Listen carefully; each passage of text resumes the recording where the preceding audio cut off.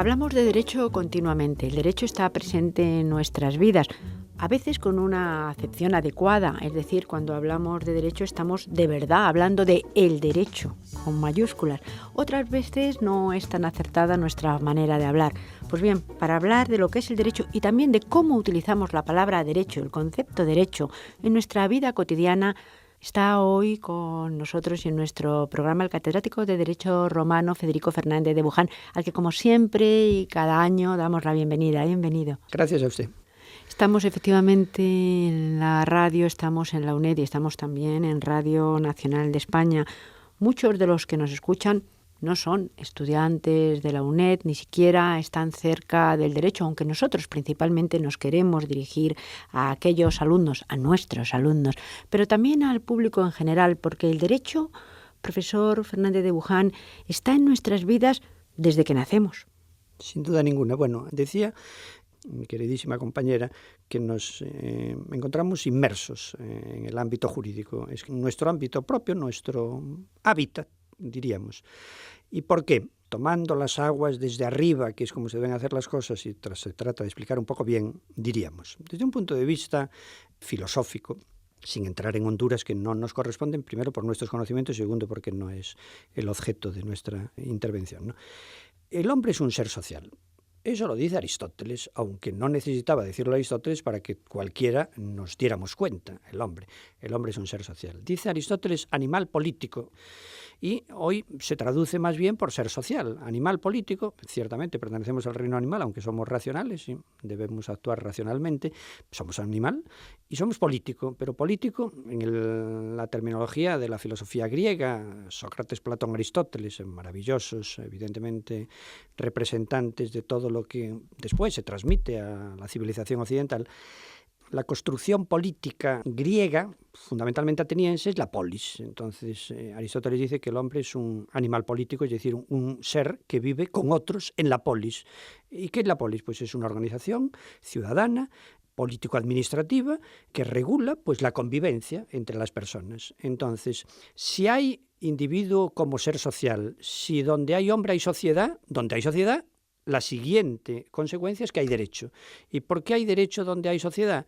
Es que para regular la vida social de las personas que conviven, no solo coexisten, sino que conviven y se relacionan, se suele decir, somos en relación que nos relacionamos con otro. Ese sentimiento de alteridad, nadie es en sí mismo, no existe más que en la literatura Robinson Crusoe. Es que no sería ni hombre, es decir, no se le podría llamar ser humano, ¿no? Es una persona que no se relaciona con nadie. Entonces nos relacionamos. Entonces en las relaciones hay relaciones de cariño, de afecto, de simpatía, pero también las hay de antipatía y también las hay de conflicto y de controversia y de litigio y de diferencia de opinión, incluso de buena fe. Ya no digamos cuando un ser humano pues ataca los derechos, incluso la integridad física de otro ser humano, que eso ya es mucho más.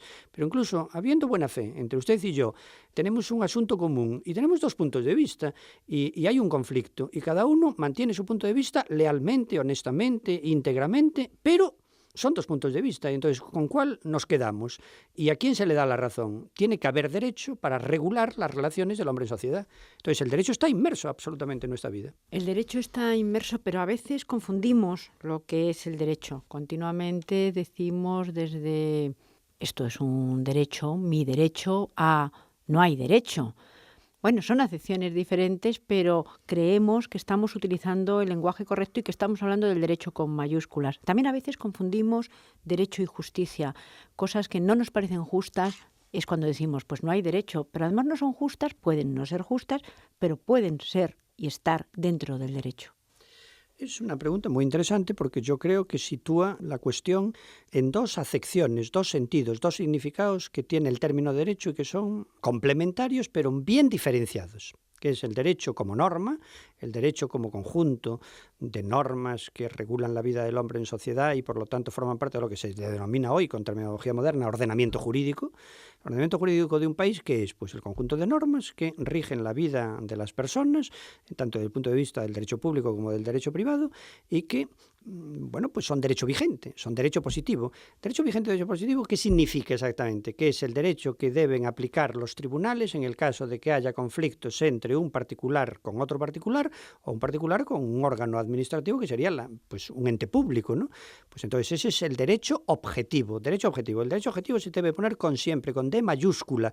La ortografía del derecho objetivo es D mayúscula. Por lo tanto, si hablamos de derecho español, la palabra derecho debe ir con D mayúscula. Si hablamos de derecho inglés, si hablamos de derecho romano, que es un derecho que existió en un tiempo determinado y que hoy es vigente. No digo que es el precedente del derecho moderno, no, es vigente, porque en la medida en que las categorías creadas por el mundo romano están presentes en nuestras leyes y en nuestro derecho positivo, sigue siendo vigente. No es el precedente más importante, no. Me niego a decir de que sea el precedente más importante en la medida en que las categorías básicas y fundamentales son derecho vigente. Bueno, si hablamos de derecho pues italiano o de derecho, la historia del derecho, ahí la palabra derecho tiene que ir con mayúscula. ¿Por qué? Porque lo que se trata es de hacer la historia del derecho que existió en un momento pretérito y que va evolucionando a través de posibles cambios que se van adaptando a las nuevas realidades socioeconómicas hasta el momento presente. Entonces, derecho penal, derecho con mayúscula, derecho civil, derecho con mayúscula, derecho administrativo, el derecho con mayúscula, el derecho procesal, que rige el proceso, derecho con mayúscula.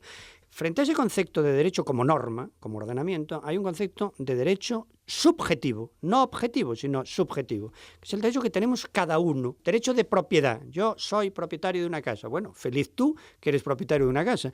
A lo mejor no eres totalmente propietario hasta que no dejes de pagar el crédito hipotecario. No la hipoteca, no se paga la hipoteca. La hipoteca es una garantía que de alguna manera lo que trata es de asegurar la devolución del capital prestado. Cuando dejes de pagar el crédito hipotecario garantizado con hipoteca, serás propietario pleno. Bueno, eres propietario ya, porque desde el momento en que te dan las llaves eres propietario. Lo que pasa es que, claro, si dejas de pagar el crédito hipotecario te pueden ejecutar, cosa que es absolutamente gravísima, ¿no? Y digo yo, el derecho de propiedad es un derecho subjetivo. El derecho de usufructo, una persona que tiene un derecho sobre usar y disfrutar de una cosa ajena, pues es un derecho subjetivo. El derecho a heredar, si eres heredero legítimo o eres heredero testamentario, es un derecho subjetivo. El derecho de crédito, yo tengo un derecho de crédito como vendedor frente al comprador de reclamarle el precio pactado, es un derecho de crédito, es un derecho subjetivo. Sin embargo, y volviendo y retomando un poco al principio de la pregunta, yo creo que queda claro lo que es derecho objetivo y lo que es derecho subjetivo. Sin embargo, a mí todavía no me queda tan claro cuando se dice, por ejemplo, que todo el mundo tiene derecho a una vivienda digna. Bueno, la realidad es que ahora mismo no todo el mundo, y en todas partes del mundo, pero vamos a hablar de nuestro país, de España, tiene una vivienda digna. Algunos hasta la han perdido. Y decimos, no hay derecho. Si nos dicen que tenemos que tener una vivienda digna y no la tenemos. Bueno, es complicadísimo. Vamos a intentar. Es decir, me había preguntado usted una cosa también que no le he dado respuesta, ¿no? Y entonces, vamos a ver, derecho y justicia, claro. El tema de derecho y justicia que está muy concatenado con esto, que también guarda muchísima relación. ¿Qué es justicia? Bueno, pues si yo dijera, ¿a qué reconduciría la voz, la categoría, el concepto de justicia? Pues lo reconduciría a una categoría más amplia, que es virtud. La virtud es un concepto. Es verdad que se ha estado presente siempre en cualquier civilización, pero quien ha formulado el concepto de virtud tal y como lo entendemos hoy, básicamente son los filósofos griegos. Sócrates, Platón, Aristóteles, lo anterior a Sócrates es un poco presocrático y lo posterior a Aristóteles un poco posaristotélico. Ahí hay 3 siglos de filosofía griega que nos condicionan todo.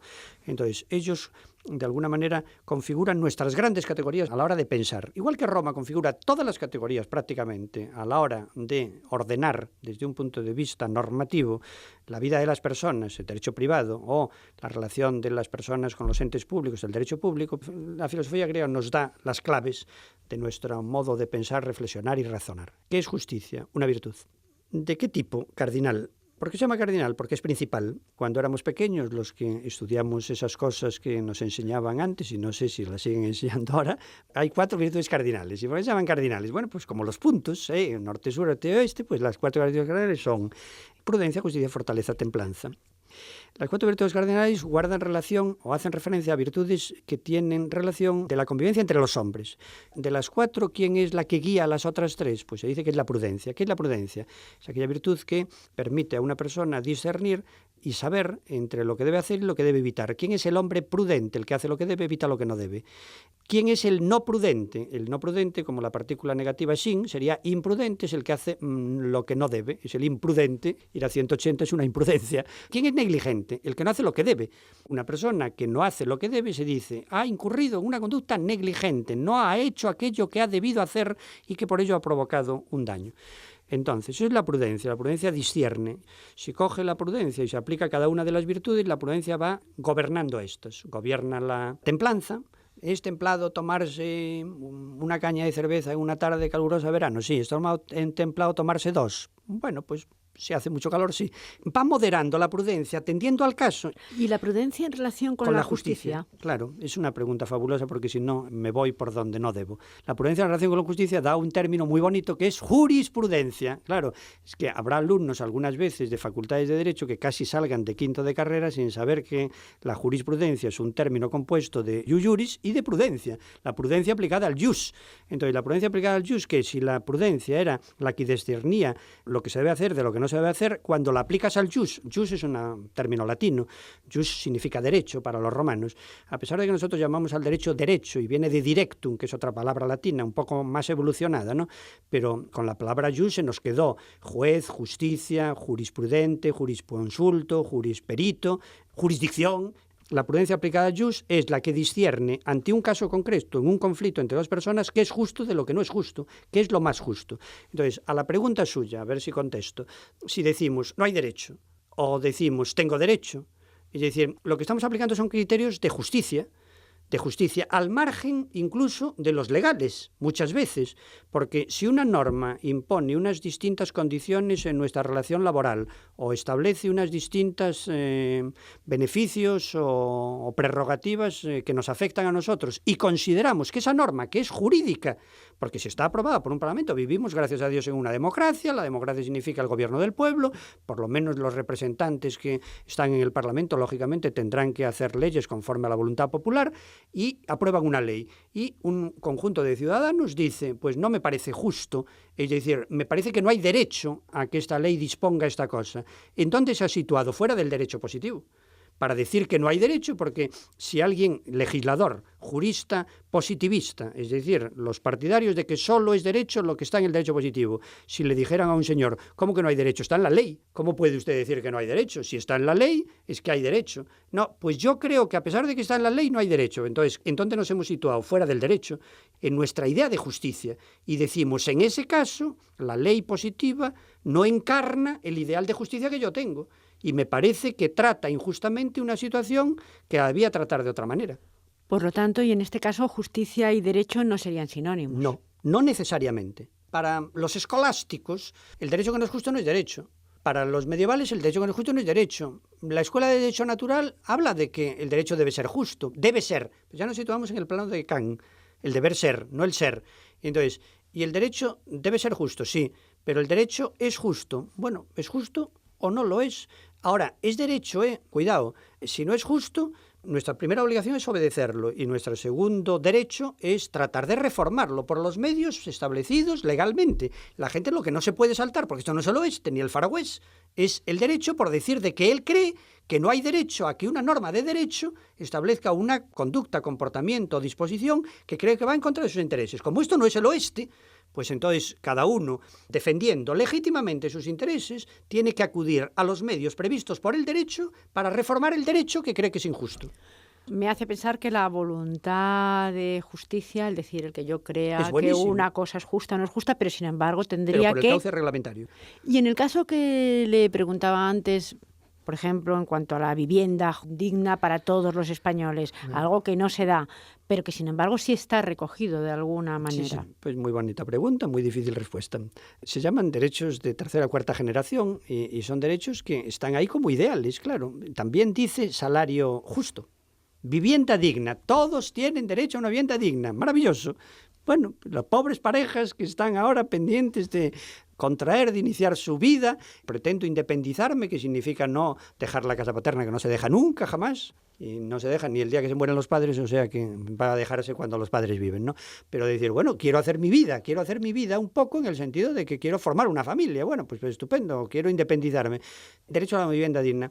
Son derechos que el legislador constituyente los ha puesto ahí porque son un ideal y son un objetivo a alcanzar, pero son derechos que no diría que están vacíos de contenido, porque eso no lo puedo decir, pero que no se puede reclamar ante los tribunales y presentar una demanda, no se sabe contra quién, es que no se puede ir a los tribunales y decir, mire usted, como la Constitución dice que tengo derecho a una vivienda digna y no la tengo, pues entonces yo presento una reclamación judicial. Pues no, es que no, porque no hay traducción de reclamación judicial respecto de ese tipo de derechos.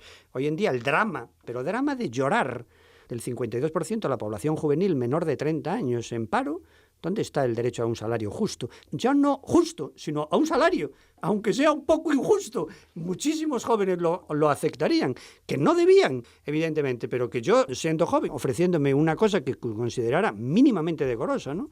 Mínimamente decorosa significa, pues por ejemplo, ganar el salario mínimo interprofesional, pero es que hoy también se contrata gente saltándose el salario mínimo interprofesional a través de la condición de becario. Y no son becarios, son licenciados muchas veces. Y no licenciados, ¿qué más da que sea licenciado o no? Una persona que tiene derecho a que se está haciendo una jornada laboral de las 8 a las 9 horas con el descanso para comer, etcétera, etcétera, oye, tiene que tener un salario. ¿Y dónde está eso? Pues desgraciadamente las condiciones de nuestro país dramáticamente no nos lo consienten o no nos lo permiten y esperemos que entre todos, tenemos derecho a protestar, sí, pero tenemos derecho y obligación de arrimar el hombro y poner todos de nuestra parte. Proteste, pero haciendo algo, no solo protestando. Es decir, no el que coge la piqueta y va a destruir, sino que, oiga, mire, yo protesto, pero además propongo algo para construir. Tenemos tema para muchísimos programas y continuaremos haciendo programas, pero no me gustaría despedirme y en un último minuto también en la diferencia, ya sé que es muy difícil, entre ley y derecho. Esto es otra cosa ya distinta a la dicotomía derecho y justicia. Sí, bueno, también desde un punto de vista semántico, derecho haría referencia a jus, ley es derecho positivo. Los romanos decían que el derecho proviene de justicia y por ello pues tiende a hacer buenos a los hombres y es el arte de lo bueno y de lo justo. Eso definen el derecho. En cambio, ley dicen disposición emanada y aprobada por el órgano competente con capacidad normativa o con capacidad legislativa. Es decir, es ley lo que se aprueba en el Parlamento, con carácter un poco más general. Si se dice ley en sentido amplio, pues un decreto, es decir, forma parte del ordenamiento jurídico en el sentido de que forma parte del conjunto de normas, todas las disposiciones que son derecho positivo. Entonces, ¿qué es ley? Lo aprobado por el órgano que tiene facultad normativa. ¿Y qué es derecho? Bueno, en principio lo que hace referencia a la justicia. Profesor Fernández de Buján, nos queda tanto que, bueno, le emplazo al próximo programa que seguiremos hablando y profundizando un poquito más. Hoy hemos querido dar este primer panorama. Muchas gracias. Gracias a usted.